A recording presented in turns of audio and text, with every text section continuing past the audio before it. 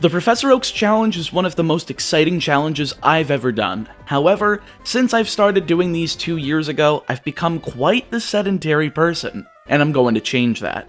Using a copy of Pokemon SoulSilver and a Pokewalker, I plan on completing a Professor Oak's challenge using the Pokewalker as my way of gaining EXP instead of wild battling. This also adds dozens of exclusive Pokemon from the device, meaning that we're in for hundreds of thousands of steps, but that's not all. Along the way, I'll be showing my progress in terms of weight loss, food preparation, and some general vlogging mixed in. You could consider this Professor Oak's diet.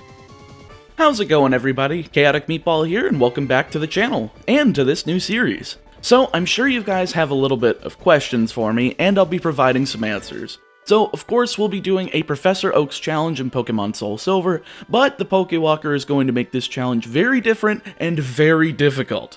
For example, the pre-badge 1 section of this game goes from being 43 Pokemon to 106, going to more than double. This is a bit crazy, but before we can do anything in real life, we've got to go ahead and do as much as we can in-game before we start getting into the walking itself, so let's start it up. I named my character Cha and went straight into Professor Elm's lab to receive my starter. If you remember from my previous Johto Professor Oak challenges, you'll recall that I chose Totodile in those games, and I did the same here, since it evolves at the lowest level out of all the starters. And while yes, I suppose if I was leaning more towards weight loss, I'd choose Cyndaquil to get those extra 6 levels, but the walking is already going to take so much time that I'm going to need to reduce it as much as possible while still making it enough for the weight loss. Moving on, I got the running shoes, making my way up to Mr. Pokemon's house and receiving the Pokedex from Oak himself. I certainly wasn't expecting to see this scene again and have it matter, but here we are. Moving on back towards the lab, I easily dispatch my rival, naming him Rectum because that's exactly what he is, and with that, I finally have access to go capture Pokemon. Of course, Lyra has to show me how to do so, but after playing along, I'm able to go through the areas available in this section, those being Hoot Hoot from Route 29, Geodude and Rattata from Route 46, Zubat and Dunsparce from Dark Cave, the latter of which actually only taking about 15 minutes to find, which was a 1% encounter, so I'm very happy with it. Also, I'd figured I'd clarify, I'm not using wild Pokemon for experience, but I am using the trainers available in each section so that I can build up money, but aside from that, it doesn't do very much for me, especially in this section where there's barely enough EXP to go around. Route 31 is also home to Bellsprout, which I made sure to grab 2 of, since in Violet City there's a trade for an Onix using one of them. Since it's nighttime, there's only a few things I can grab before having to wait until the morning, one of which being Ghastly from Sprout Tower. After grabbing that, I made sure to get the egg from Primo that I needed in the Pokemon Center. 2 of the other eggs are catchable, but one of them isn't, so I specifically got this one, heading over to the Ruins of Alph to grab an Unknown. Last area for the nighttime is Route 32, consisting of Wooper, Mareep, and Ekans. Now that that's all handled, I went ahead and just ran back and forth, back and forth, back and forth. This time not in real life since we're not at that point yet, hatching my egg into Slugma, clearing out the Sprout Tower and the Violet City Trim trainers afterwards. I made sure to switch train Slugma here just slightly because Pokemon do not get level up moves inside of the Pokewalker, so I trained it just enough to get Ember, finishing off the area and giving me nothing to do until the morning. So I just went to bed and woke up the next morning to go pick up those remaining Pokemon, those being Hoppip from Route 32, Weedle from Route 31, Lediba from Route 30, Pidgey and Sentret from Route 29, and finally Spearow from Route 46. Awesome! Now that everything is captured and done in game, it's time for all the walking. This video will consist of the first week of walking, but every video from here on out that doesn't consist of major gameplay will be about a month's worth of progress, so that you guys don't get a video of me evolving a single high-level Pokemon in a week. After all, you're mostly here for Pokemon, but I do appreciate you stepping out of your content comfort zone and checking this out. Speaking of which, let's get out of that comfort zone and get into that walking. Alright, so it is time for the first weigh-in. And I'm expecting, I haven't actually weighed myself in about 4 to 5 months. I'm expecting somewhere within the neighborhood of 330. It's that bad. Alright, let's see what we got. 320. Well, I'm glad that the expectation was a little bit higher. That actually makes me a little bit happier that it's lower than that. So, since I bought this Pokewalker secondhand, I needed to make sure to reset it before I could connect it with my current save file. This is easily done by using the button combination of down, select, and L on the Pokewalker screen on the game. Once I've done that, I'm able to connect the Pokewalker and send in the first target of the week, Slugma. I figured that starting with this large Pokemon that evolves late would allow me to get used to this amount of walking, since again, I'm very sedentary and I need to get used to doing over 15,000 steps a day, as opposed to something like 2,000 like I was doing before. I made sure to send it into the Refreshing Field course, which has 4 new encounters for me to grab. There's a ton of areas for me to obtain, but I need to collect watts, which are given to me at a rate of 1 watt per 20 steps taken. The connection process is pretty cool too, taking advantage of the infrared technology that was placed in certain DS carts at the time. Heart Gold and SoulSilver were able to interact with this device and let you gain watts and use on things like the Poke Radar, which will be the way that I'll be obtaining a bunch of Pokemon during this run. Since I was also at my grandparents' at the time, I wasn't exactly able to calculate the exact amount of steps I needed for each level, as Pokemon can only gain a single level during a stroll in the Pokewalker, so in order to make up for this, I created a spreadsheet that consists of every Pokemon in the section, along with each level that it will need to get through in order to evolve, as well as the total EXP up to that level, as well as the difference between the next level and the current level's EXP total, which then gives me the amount of steps I need to complete each level. Complicated? Yeah, kind of. This is calculated by EXP group, which consists of 5 different types: erratic, slow, medium fast, and fast. These all come with their own separate equations that you can view on Bulbapedia.com, and by plugging in these equations on a graphing calculator site like Desmos, I was able to calculate each EXP total for each level, taking about 3 hours to put this whole spreadsheet together and make the rest of this section as optimized as humanly possible. With that said, after coming back to the house, I've got 87 watts, so I made sure to use 80 of them for 8 uses of the Poke Radar, capturing Doduo before transferring it back in. After another level of walking, I managed to also capture Nidoran Male, as well as my first attempt at Kangaskhan, a rare encounter. See, some encounters only start appearing after a certain number of steps during a given day, such as how Nidoran Male and Female only start appearing after 500 steps have been taken, 2,000 for Doduo, and 3,000 for Kangaskhan. This requirement starts going higher and higher as I go deeper into the different courses, but for now it's pretty steady. I didn't end up doing much more walking while over there though, so upon return to my house, I started taking laps around my living room as it was dark and hot outside, so it wasn't really a safe idea to head out there. This actually becomes my preferred method of handling my walking, since I am a Florida resident at the end of July as of recording this footage. I very much didn't want to spend time outside due to the sheer heat and humidity, so I stayed inside of my air-conditioned home.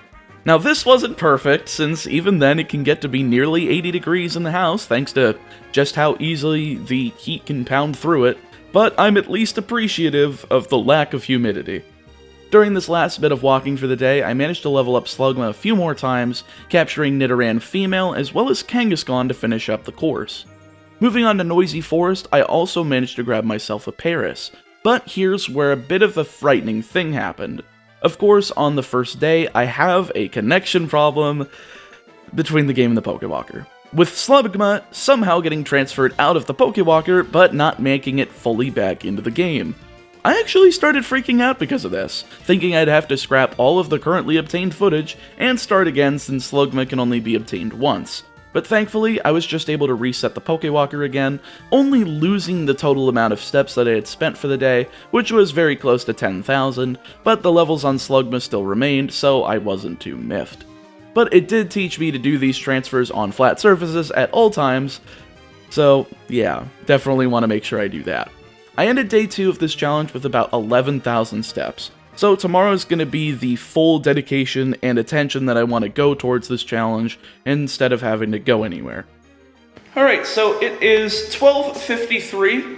It's on this Thursday afternoon, and I just got done grocery shopping. I got a bunch of ketogenic stuff. I'm probably going to show a shot of it over here.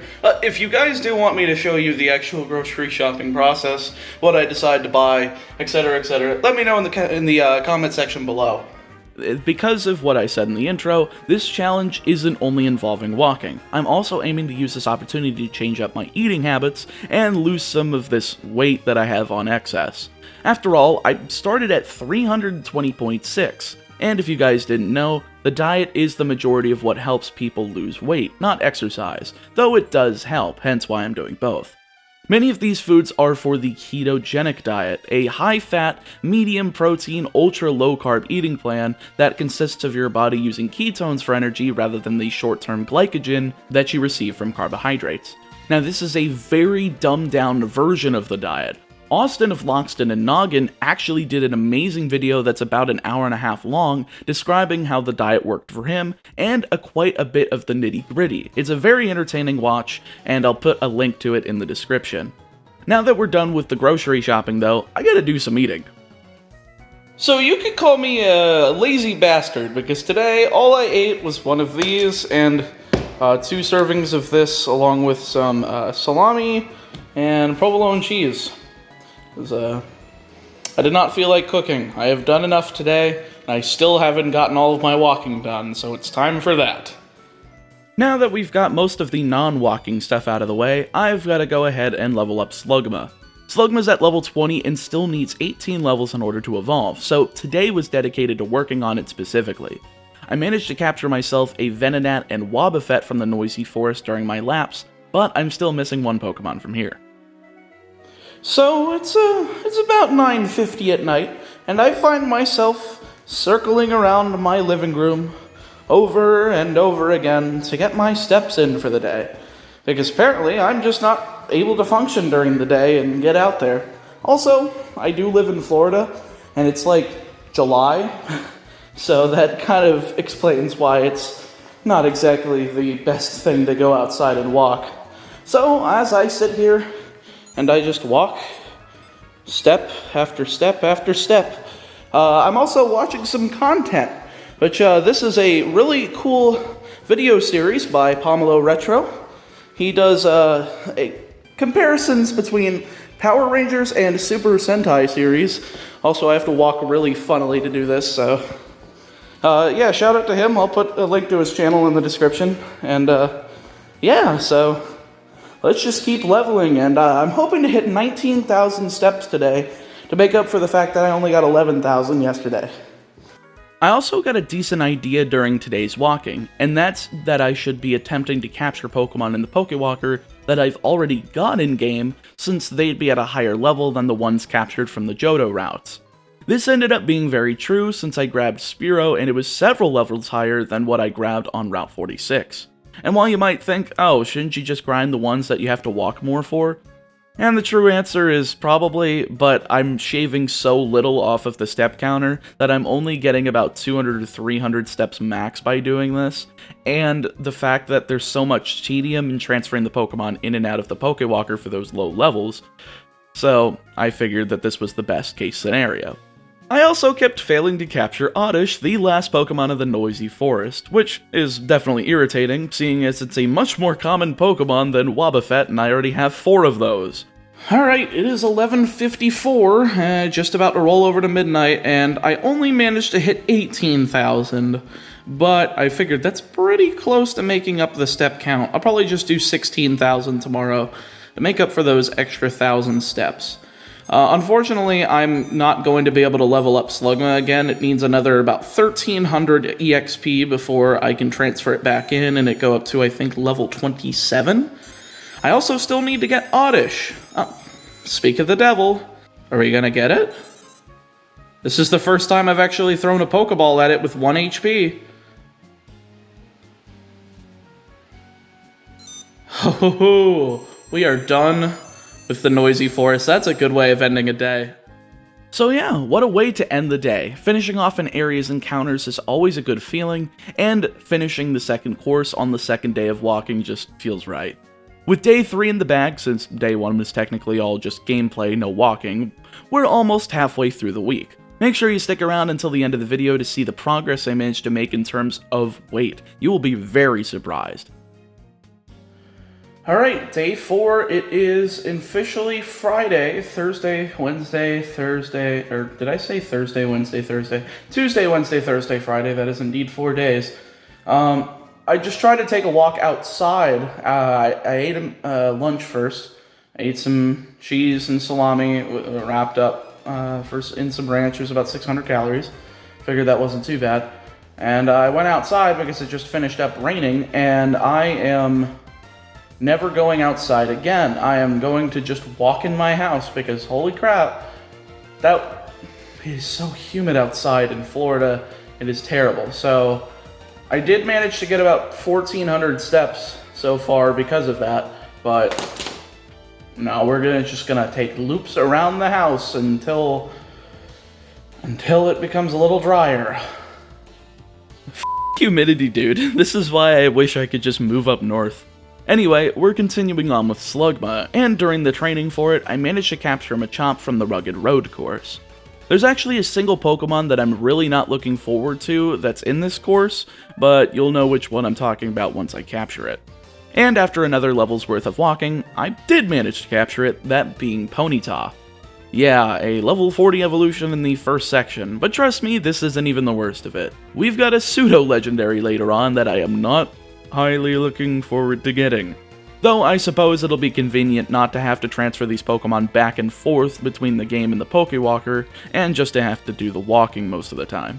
Speaking of walking, in case you were curious about me actually doing laps in my living room, I wasn't joking. This is literally how I'm getting all of my steps. I decided to take a time lapse of a single level's worth of walking, which unfortunately did have a few focusing issues, but I'm sure if I just set the phone to manual focus for next time, it'll look a lot better. Doing all of these rotations around the room definitely puts a bit of stress on my ankles, since I'm constantly rotating around in circles, so shifting directions usually helps me in being able to continue walking without much difficulty.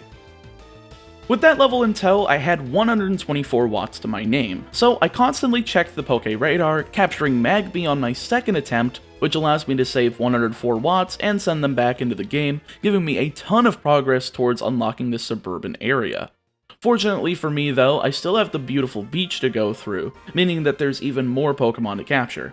I suppose I should clarify with Pokemon that come from the Pokewalker that they're grouped into 3 different groups, A, B, and C. Group C Pokemon show up at 0 steps, with Group B being unlocked at a relatively low step count, and Group A taking the most steps to finally introduce themselves, with additional chances of them mixing together. It's a bit complicated, as you can tell from this graph from Cerebi, but essentially that just means that 3 or so Pokemon can only show up during one trip into the Pokewalker. So if I'm not finding the Pokemon I want, I can just transfer my Slugma, or whatever happens to be at the Pokewalker at the time, back in, then keep the watts to put towards unlocking the next area, rather than wasting them, as well as my time, knowing that the Pokemon I'm looking for isn't available on that particular stroll. During my strolls through the beautiful beach here on day 4 though, I managed to capture Staryu, Slowpoke, and yes, that does mean headbutt encounters are available in this section rather than pre-badge 2, Sunkern, and Poliwag, all before another time-lapse. Well, attempted time-lapse.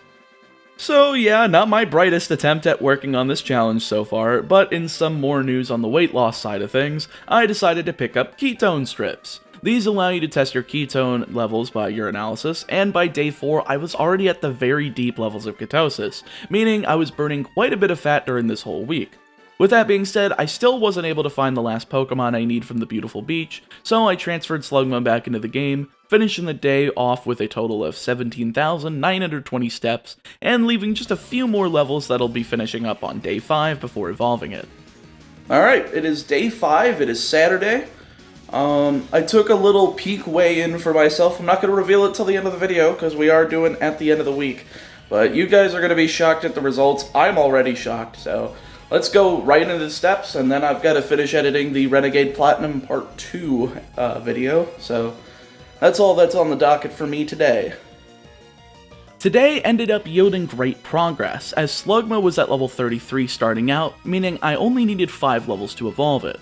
On the way though, I finally did manage to capture the last Pokemon from the beautiful beach, that being Psyduck, meaning I can finally move on to the suburban area, as I had already unlocked that by collecting 500 watts.